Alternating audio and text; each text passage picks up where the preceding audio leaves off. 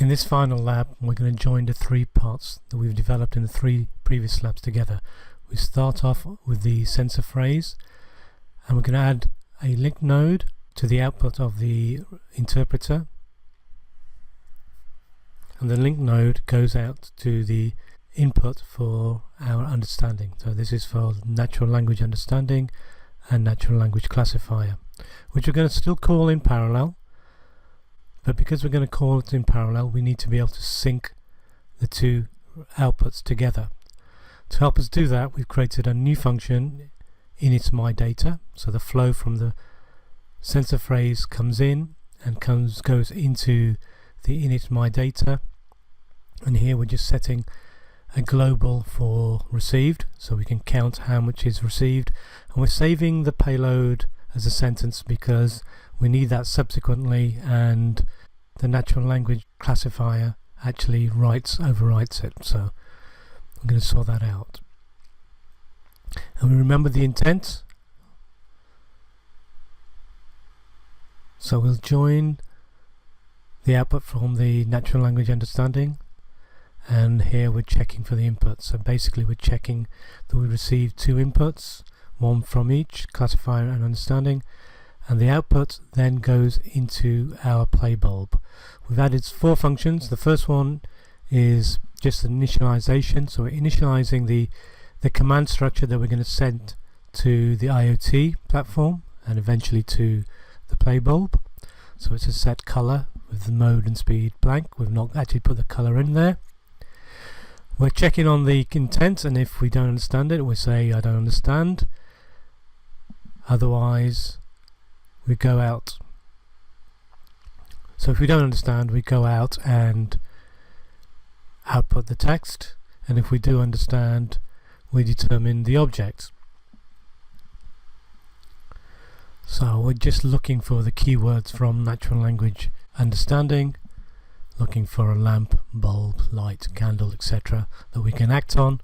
And again, if it's something that we don't understand, we say that and force that through to the speaker. But if it is an object we want to control, we then determine the color.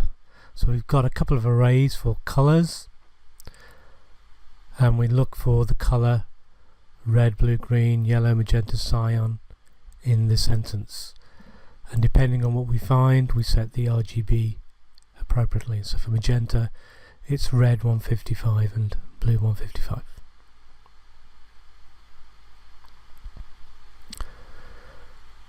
So here we're getting hold of the sentence, which we set as the global, and just looking for a color in there. So the first color that's mentioned is the color we're going to set.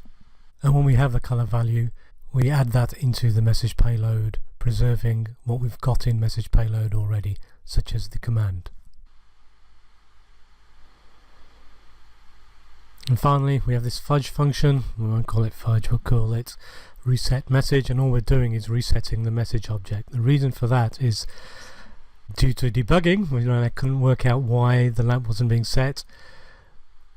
The IoT node actually looks at message object and overrides various values, including the device ID and the device type.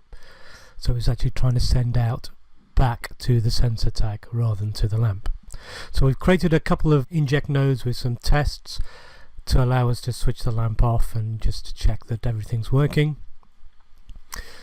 So we'll deploy the application because we're now ready to run it.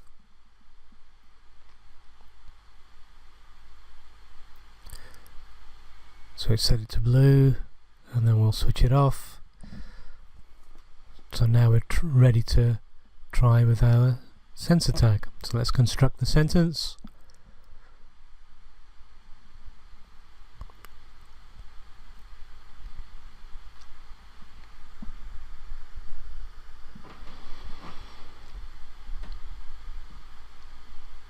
That's enough. So we've got object and color, and the intent should be understood.